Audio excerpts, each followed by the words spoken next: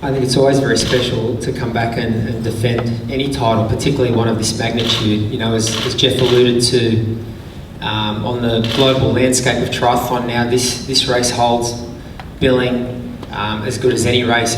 Obviously on par with Frankfurt and Mont Tremblant as a regional championship, and only beneath Kona. So I think it's going to be a great race. Obviously, having that prestige and being a marquee event, it's attracted a great field. I think I'm right in saying that all three reigning regional champions will be racing. I'm obviously defending. I think Marino van Hoonaka, who's the reigning European champion who won in Frankfurt, he's coming to race in Melbourne, as is Jordan Rapp, who's the current US professional champion. So, you know, it's a big event. It kind of feels like a hometown, even though I'm from Sydney. You know, we don't get to race in Australia that much, and you know, Melbourne is the sporting capital of the world. You've got the Grand Prix here in the Australian Open, and you know, I think for our sport to take centre stage for a day in a sporting city like this is massive, and I can't wait for March the 24th.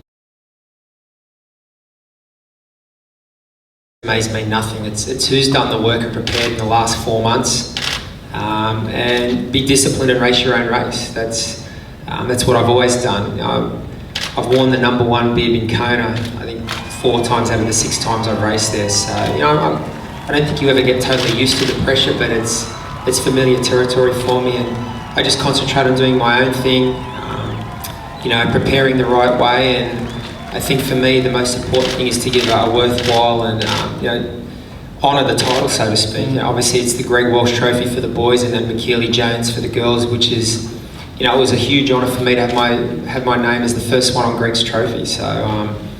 You know, I have prepared. I think my preparation this year has probably been at least as good as last year, certainly less disrupted. I had a lot of travelling to do early in the year last year, and you know, I'm feeling pretty good.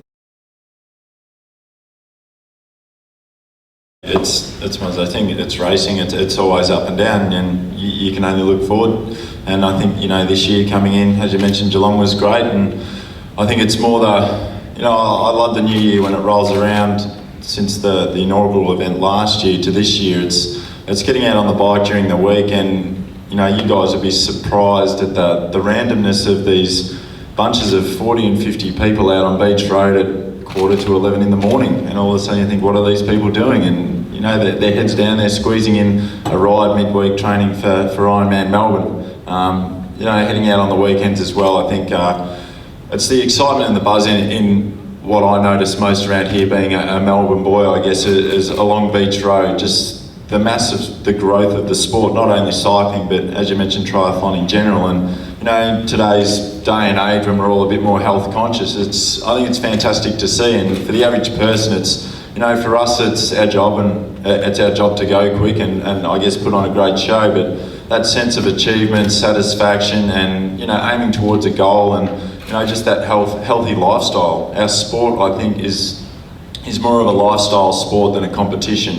People get involved, and although it's an individual sport, you see big groups of people training together, hanging out together, and you know, what better environment to do it than swim, cycling and running.